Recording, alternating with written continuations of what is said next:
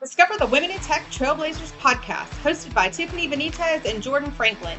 Here, the complexities of being a woman in the tech industry are unraveled through discussions on key issues, personal growth, and how to succeed despite systematic challenges. It's a source of empowerment and inspiration for all women at all stages of their tech careers. Welcome. We're going to have a great conversation today with Miss Charisse Stokes. She is president of Tidal IT Solutions, LLC, an information technology consulting company in Montgomery, Alabama, a position she has held since 2017.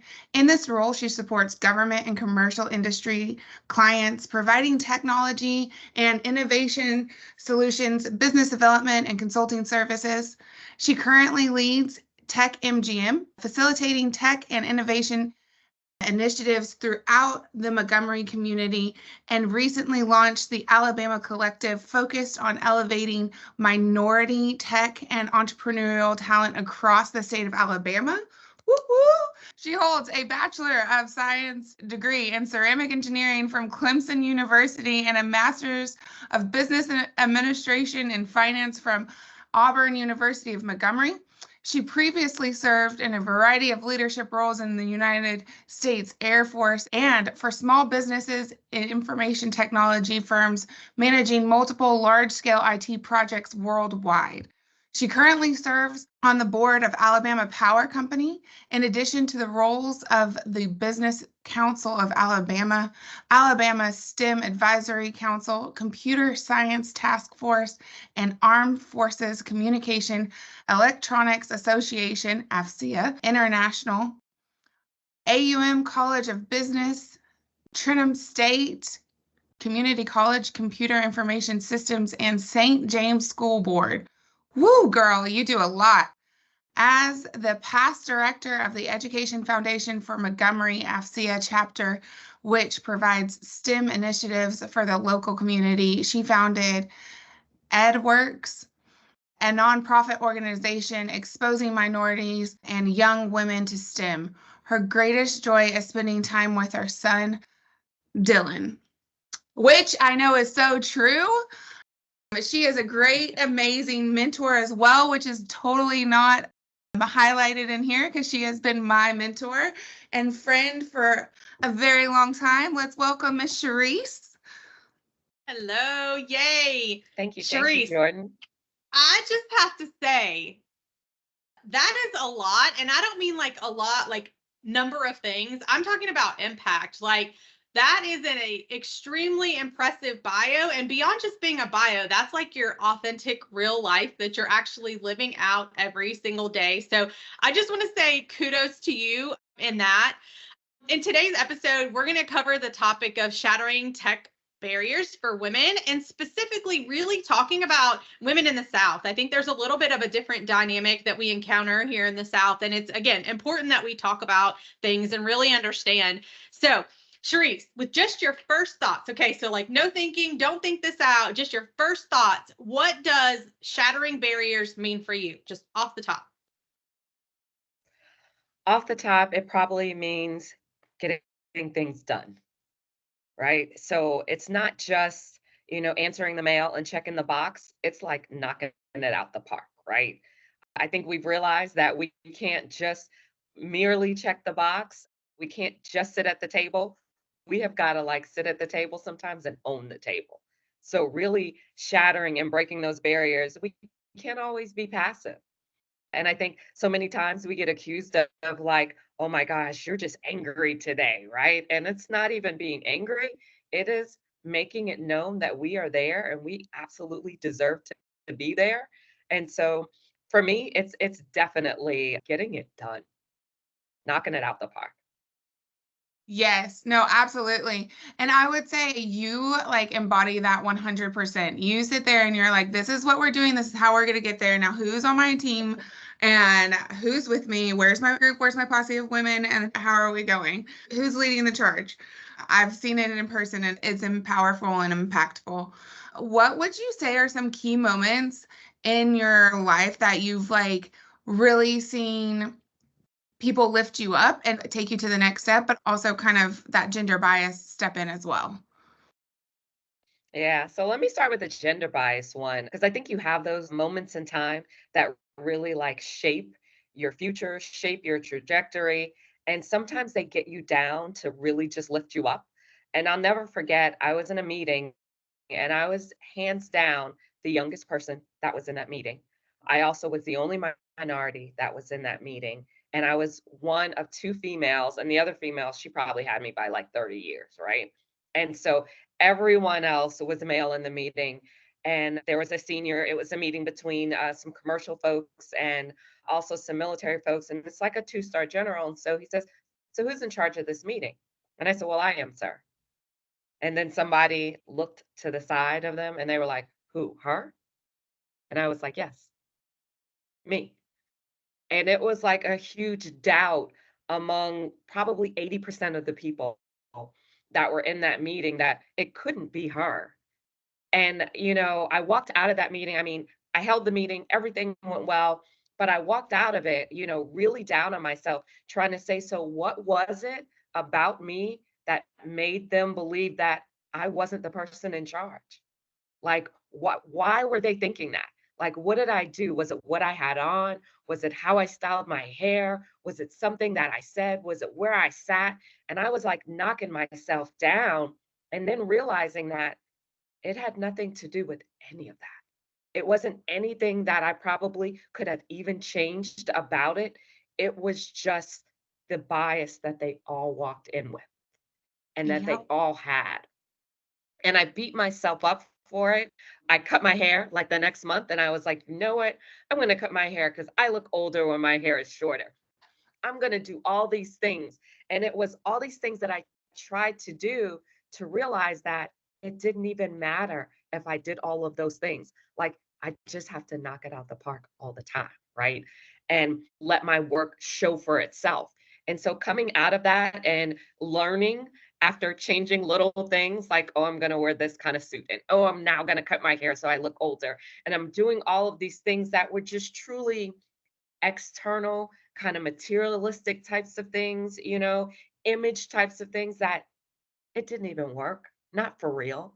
And I had to realize that it was more so about how I delivered the work product that I gave, and where people would say, "Hey, I worked with Charisse, and you know what? She absolutely delivers. Hey, have you ever worked with her? When she did this, you know it's going to get taken care of. You know it's going to get done."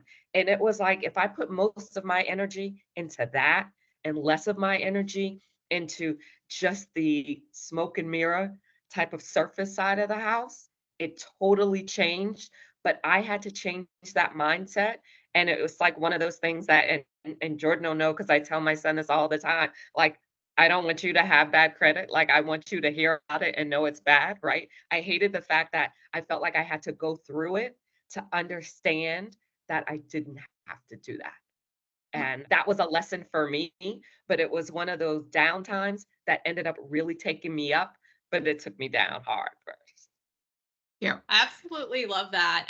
I think what you kind of were just saying about your son is really important, and why we're again kind of talking about some of these things. It's like if we don't talk about it, people don't really understand or know, or even the people walking through it, they don't really understand, like, okay, this is an issue, and like, how do I get to the other side of it? So talking about it is really important. And I'm so glad that you're talking to even your son, right, about the things that he needs to hear. But I heard through like some of what you were saying, and you were just talking about a lot of the unique challenges, right, that you have encountered. But I think some of those challenges that you were talking about being the youngest person in the room, or being the only woman in the room, or being one of very few women in tech, right? We know the numbers, 28%. And with that, there's some unique challenges for us as women.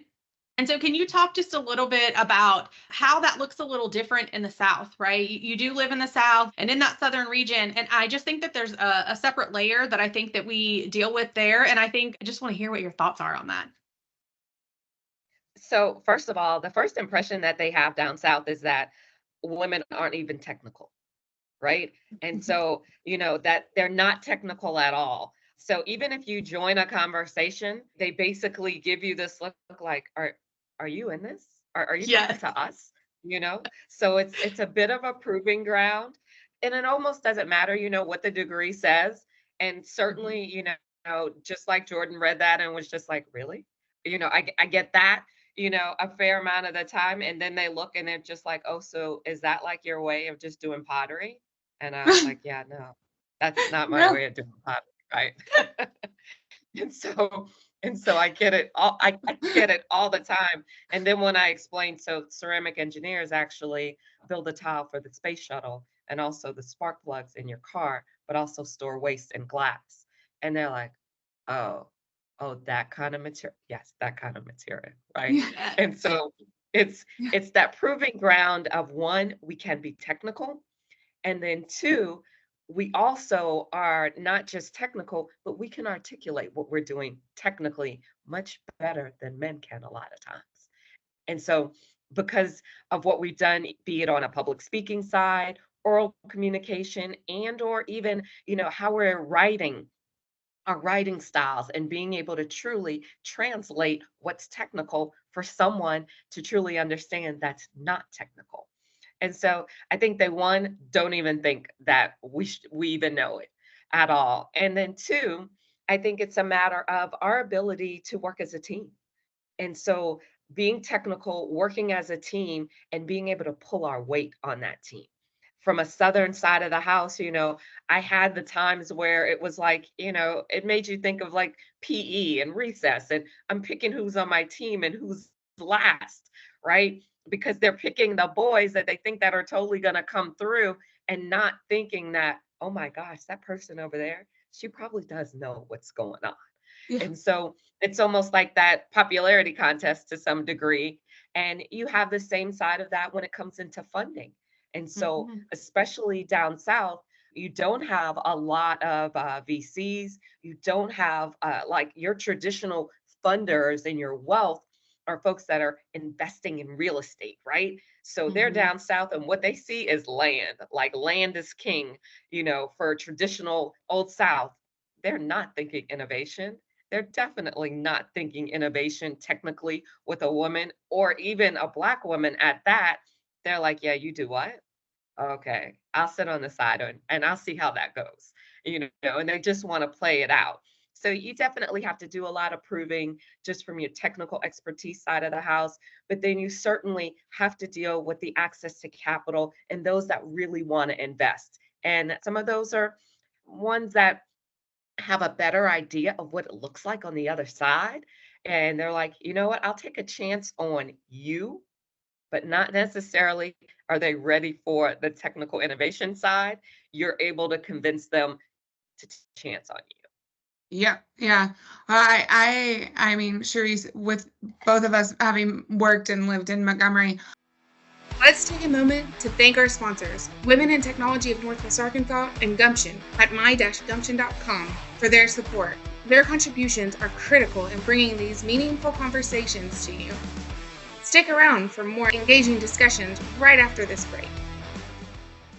I used to tell people that the best way to sell in Montgomery was, you want to teach me or tell me, versus like you almost had to play the innocent card. Like, I don't know what you're talking about.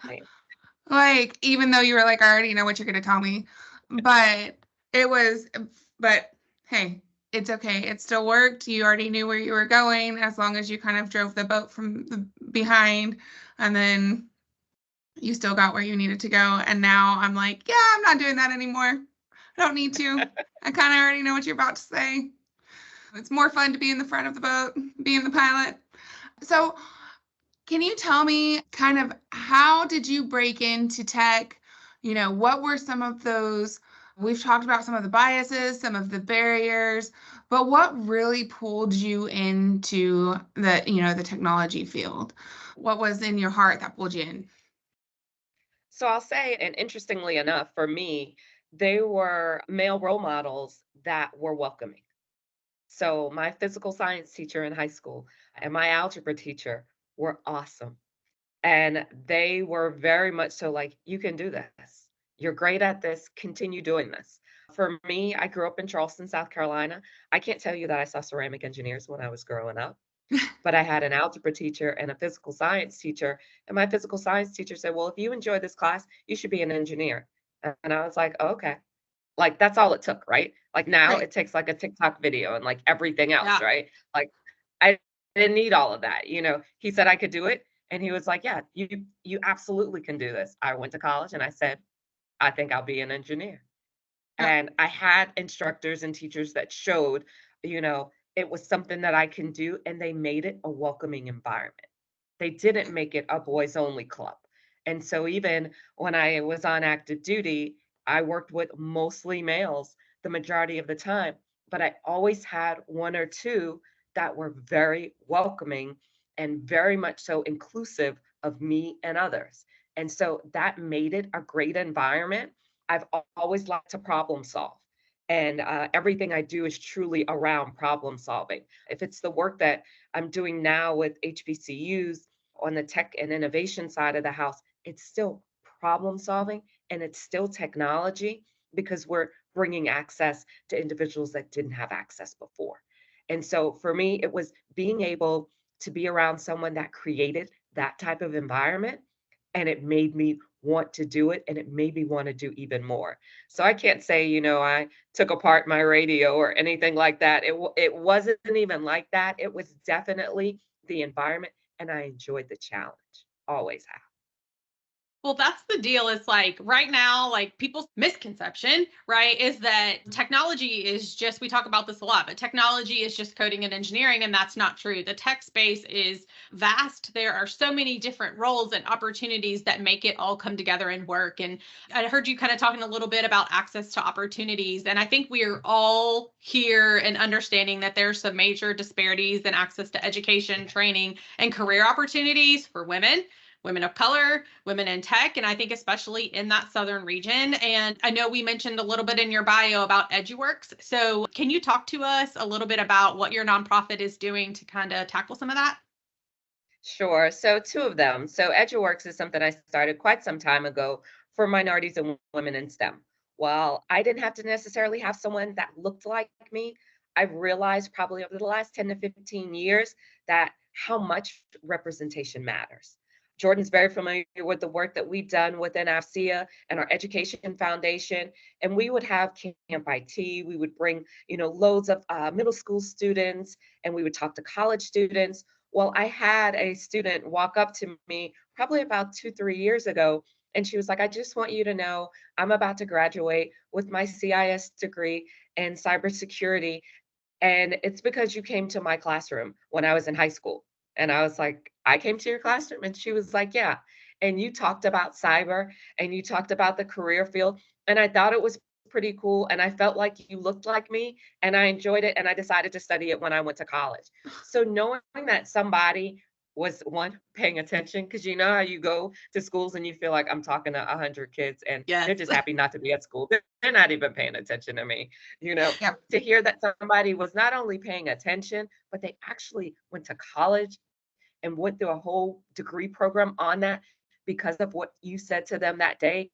It was proof beyond belief of how much representation matters. So for EduWerx, it was really about all that we could do to teach cyber, to teach coding for minorities, for girls. And so we did a cyber camp, and we'd have part of it professional development, everything from what you should wear, how you should post, talking about, digital skills and social media. But then we started doing work also, the Alabama Collective. Initially, it was just Montgomery and Birmingham. And so we were saying, so what are we all doing to elevate minority tech talent? What are we doing for entrepreneurs? And if we work together, would we be stronger together? And so we started to work more together. And I think in the South, you will see that some areas are very territorial. And it was a matter of we can't be territorial across our state. Like if one city wins, like our whole state wins. And we have to Say think that about it like again. I need you to say that again for the folks in the back, because that territorial comment is so powerful.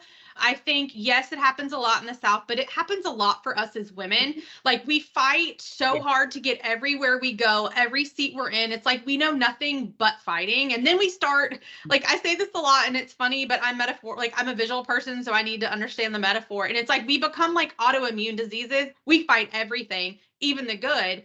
And like, ladies, if we are going to progress, or if we are going to make change, and if we are going to make like, we have to make space for everyone. Like, let's stop competing. So I just say that again. It was so powerful.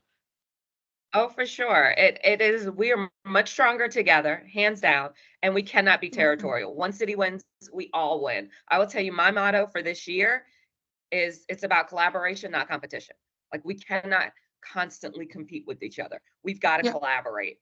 And that's what we've done with the Alabama Collective. So we actually partnered and are doing work with Innovate Alabama, which is the public-private partnership for technology, innovation, and entrepreneurship across the entire state. So we are leading their HBCU engagement strategy. And so we're engaging with all Alabama HBCUs, which we have the most of any other state, 14 of them. And what we're doing is we're bringing digital, we're bringing tech, we're bringing innovation, we're bringing entrepreneurship, not just training, but opportunities. I think we've awarded about $60,000 in seed funding to HBCU students over the last 4 months. You know, that's what we want to continue to be able to do to ignite that entrepreneurial spirit in them.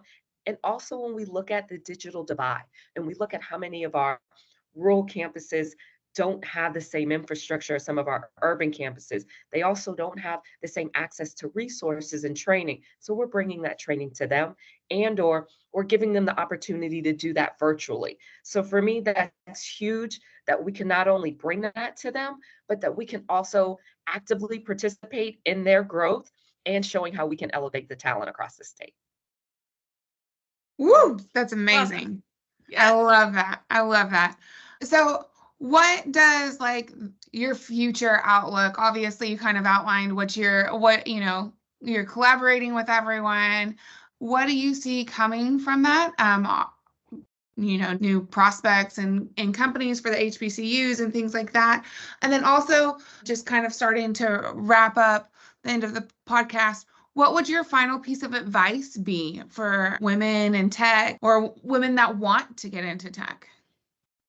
Sure. So, kind of from a future standpoint, we've got to see more growth and we've got to bridge a lot of the divides. We've had a lot of challenges, and certainly the pandemic exposed a lot over the last few years. And, we've put a Band-Aid on technology for some areas. When we look at from a career growth standpoint, we know in the state of Alabama, the career field that's going to see the most growth is that of a software developer.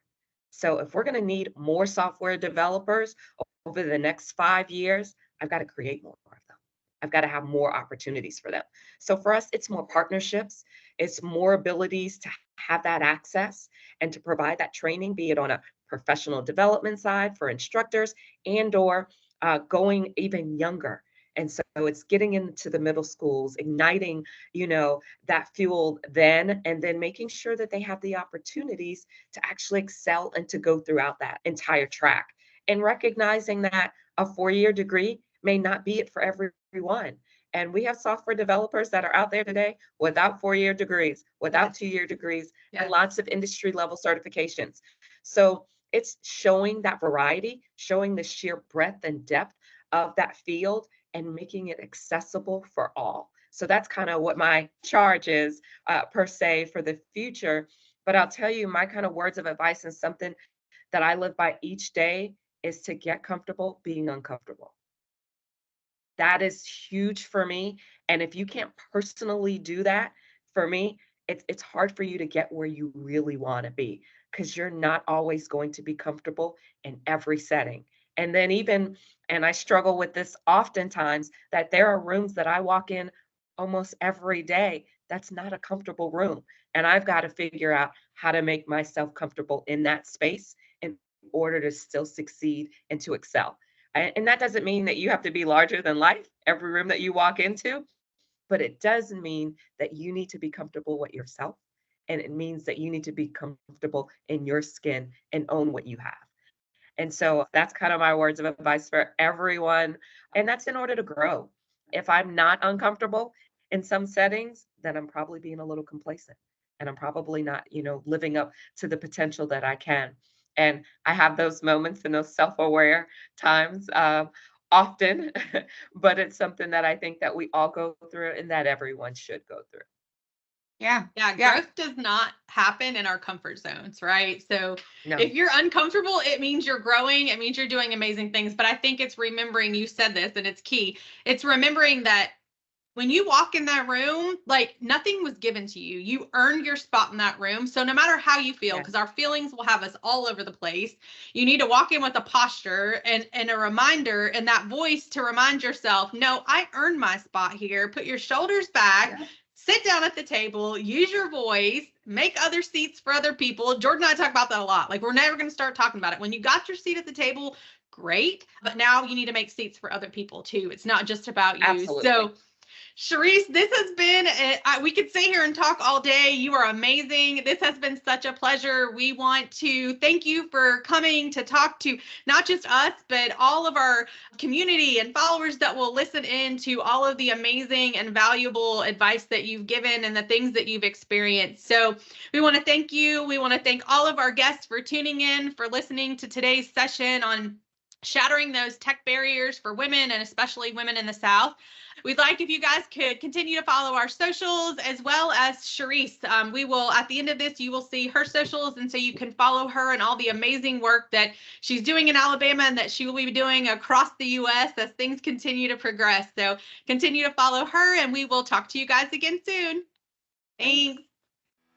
Well, that's a wrap. Another episode of Women in Tech Trailblazers podcast. Thanks for tuning in and sharing this time with us. If you liked what you heard, please share this episode with your friends in tech. And don't forget to subscribe to our podcast. Your support helps us keep bringing in inspiring guests and uncovering topics that matter to you. Until next time, keep pushing boundaries and making your mark in the tech world. Goodbye for now.